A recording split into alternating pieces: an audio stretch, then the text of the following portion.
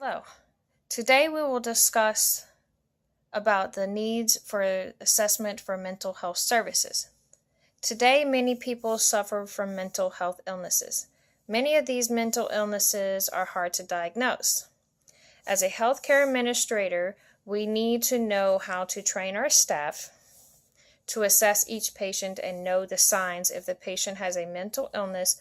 Most of the time, a patient won't tell nurses or physicians that there is a possibility that they suffer from a mental illness.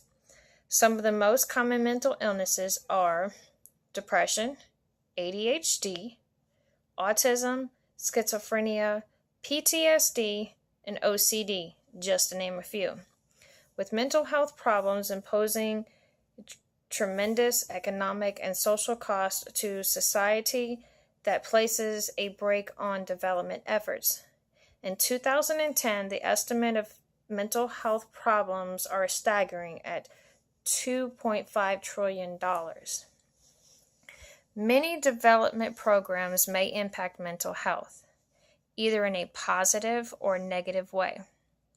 A strong relationship between mental health and many Millennium Development Goals illustrates how initiatives to promote education, gender equality, improve maternal and child health, and eradicate extreme poverty and hunger may have knocked on positive effects on mental health, and equally how poor mental health may decelerate progress towards the goals.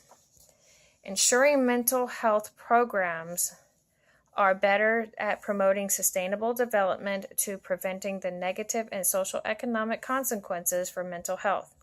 A clear area for intervention using social determinants approach is prevention and early intervention to prevent many of the lasting negative and economic and social consequences of mental illnesses.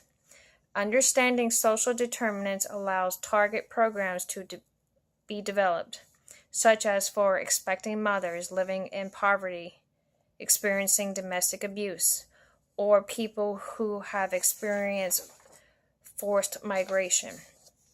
When large organizations such as the healthcare system, the numerous groups with associated subculture might support or be in conflict with each other. Leadership leads to capitalized on diverse within the organization such as a whole and effectively utilizes resources when diagnosed management processes, while encouraging personnel to work toward common goals. As a healthcare administrator, there are different policies for mental health than it is with medical health. With these guidelines, as an administrator, we need to make sure the right information gets to the proper people. With many policies always changing and mental quality services ongoing quality improvement based on the evidence and experience. My recommendation for better assessment for mental health services are that the facilities need to understand the signs of a person who may have a mental illness. Many mental illnesses are not noticeable until you ask the right questions. If that patient has a mental illness and goes to the facility, then the facility should know how to get the patient the proper help. Have the patient fill out paperwork, and we need to watch the patient from afar. Have the patient fill out the paperwork and see if they are hesitant on answering the questionnaires. If you have a patient fill out the questionnaires, they should be done in the exam room, not in the waiting room. By having the proper professional evaluate that patient would help get the assessment for the patient and start the treatment.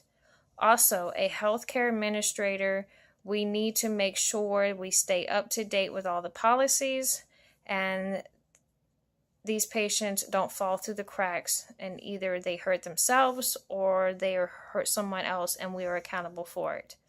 Mental health services is a challenge specialty and always changing, and that's why we need to make sure, as healthcare administrators, we understand that our patient gets the best quality of care. Thank you.